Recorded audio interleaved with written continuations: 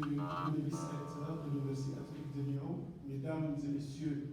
distingués invités, chers étudiants, je voudrais tout d'abord vous exprimer au nom de toutes les équipes de la chaire UNESCO Mémoire culturelle et interculturalité et à mon nom personnel,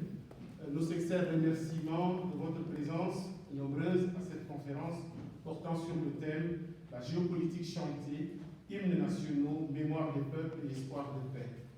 Vous êtes nombreux à avoir répondu à notre invitation avec une participation à la fois en présentiel et en virtuel, grâce à la retransmission en direct sur la page Facebook de la chaire UNESCO. La conférence de ce soir est la toute première d'une série de 8 conférences qui s'inscrivent toutes dans le cadre du cycle de conférences Mémoire et Marche du Monde, un programme lancé par notre chaire UNESCO pour cette année universitaire 2021-2022 et qui a vocation à se systématiser au cours des années à venir. Le socle philosophique de ce cycle de conférences Mémoire et Marche du Monde repose sur notre volonté de continuer de produire des travaux sur la problématique de la mémoire articulée à la marche du monde. À ce titre, les événements mondiaux au cours de ces dernières années, en particulier au cours des années 2020-2021, ont retenu particulièrement notre attention. Ces événements, dont certains ont été qualifiés de crises, ont engendré d'importantes conséquences en même temps qu'une prise de conscience planétaire face aux défis communs. Ces crises ont rappelé une fois encore qu'au-delà des particularités et des contingences, l'humanité était une communauté de destin. 3 de ces événements méritent d'être cités, à savoir, bien évidemment, la crise sanitaire toujours en cours liée à la propension de la pandémie du Covid-19 et les conséquences incommensurables et toujours d'actualité à travers le monde. Deuxièmement, le meurtre aux États-Unis de George Floyd, un Afro-Américain, le 20 mai 2020, et le mouvement de reprobation planétaire qui s'en est suivi en pleine période de confinement dû justement à la crise du Covid-19. Et enfin, la série de reconnaissances des crimes du passé, notamment les conclusions du rapport Vincent Duclercq, au terme duquel les autorités françaises portent des responsabilités lourdes et accablantes, je cite, dans la dérive ayant abouti au génocide des Tutsis du Rwanda en 1994, suivi de la visite du président de la République, M. Emmanuel Macron, au Rwanda le 27 mai 2021, où il a déclaré être venu reconnaître, je cite, nos responsabilités. La reconnaissance de la responsabilité de l'Allemagne dans la commission du génocide contre les Héréros et les Nama en 1904 en Namibie. En effet, le 28 mai 2021, les autorités fédérales allemandes ont reconnu, par la voix du ministre des Affaires étrangères, Heiko Maas, le caractère génocidaire du massacre de 1904, et je cite, « Nous qualifierons maintenant officiellement ces événements pour ce qu'ils sont du point de vue d'aujourd'hui, c'est-à-dire un génocide. » C'était le premier génocide du XXe siècle, qualifié lui-même de siècle des génocides. La reconnaissance par l'administration Biden du génocide des Arméniens, c'était là encore symboliquement le 24 avril 2021, date commémorative du dit génocide. La reconnaissance par l'administration Biden encore de la responsabilité des États-Unis dans le massacre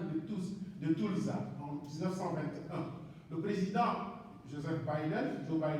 a déclaré le 1er juin 2021 s'être rendu sur les lieux du massacre d'Afro-Américains à Tulsa, dans l'Oklahoma, il y a 100 ans, afin, je le cite, d'aider à rompre le silence qui a longtemps pesé sur l'un des pires épisodes de violence raciste de l'histoire des États-Unis,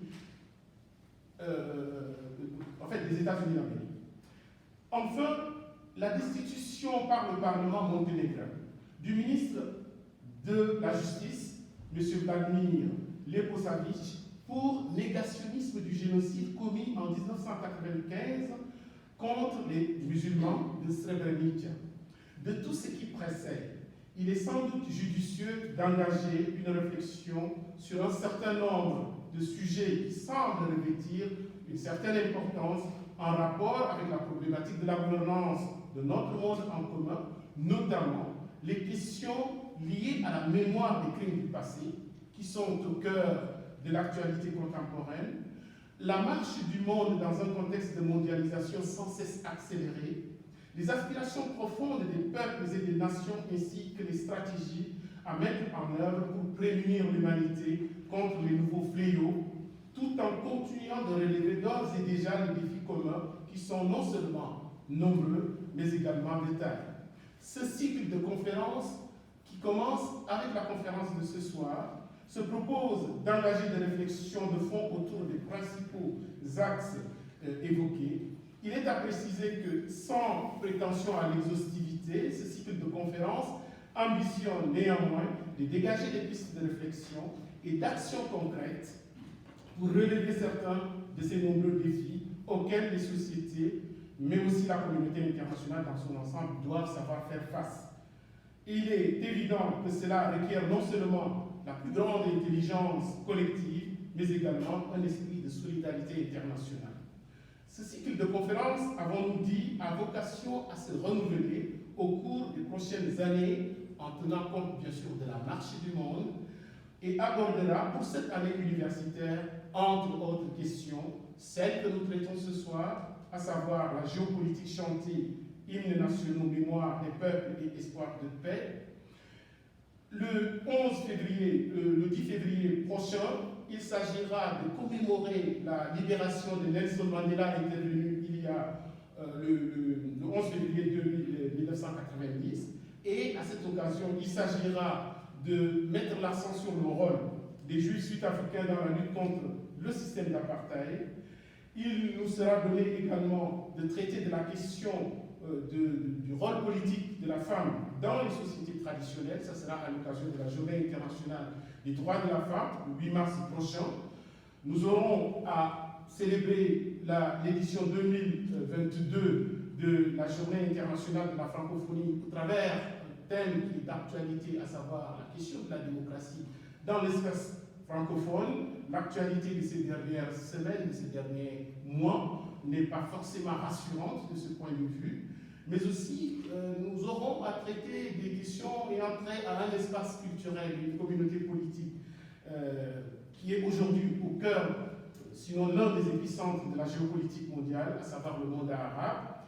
Et nous aurons également à traiter de la question de la justice pénale internationale, compte tenu de son importance dans la gouvernance mondiale aujourd'hui, et ça sera à l'occasion de la commémoration du génocide des Tutsis du Rwanda. Ça sera le 7 avril prochain. Il n'est un secret pour personne que l'actualité internationale au cours de ces dernières années, et même au cours de ces derniers mois, est marquée par une présence forte de la Russie dans certains événements mondiaux. Nous serons amenés à traiter de cette question au travers du thème portant sur la Russie et l'Afrique, entre la russification et l'africanisation. Et enfin, nous traiterons de la question de comment faire l'humanité ensemble face aux défis actuels et à venir à l'occasion de la Journée nationale des mémoires de la traite, de l'esclavage et de leur abolition. Mesdames et messieurs, distingués invités, chers étudiants, je voudrais, avec votre permission et avant de conclure mon propos, au nom de toutes les équipes de la chaire UNESCO, avoir une pensée particulière pour une personnalité qui a été d'un précieux soutien pour notre chaire UNESCO et qui a tiré sa révérence le 16 janvier dernier. J'ai nommé M. le Président Ibrahim Boubacar Keïta, président de la République du Mali, chef de l'État, de septembre 2013 au 18 août 2020. Le président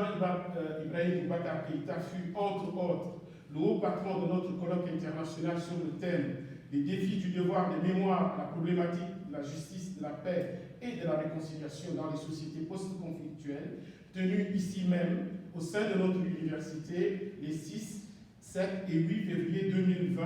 pour lequel il a dépêché, en nous honorant grandement d'ailleurs, une délégation de haut niveau comprenant entre autres le ministre de la Réconciliation nationale, le président de la Cour suprême, plusieurs ambassadeurs et de nombreux juges maliens. Au nom de toutes nos équipes, nous voulons saluer sa mémoire ainsi que son œuvre, non seulement en tant qu'homme politique, mais aussi en tant que leader de la Fédération des étudiants d'Afrique noire en France, dans sa jeunesse, chercheur en sciences politiques au Centre national de la recherche scientifique, le CNRS, acteur de la solidarité internationale pour avoir servi, entre autres, au Fonds européen de développement ou encore à Terre des Hommes. Mesdames et messieurs, distingués invités, chers étudiants, permettez-moi de vous remercier enfin de votre bienveillante attention et de vous souhaiter une excellente conférence ainsi que de fructueux échanges. Merci.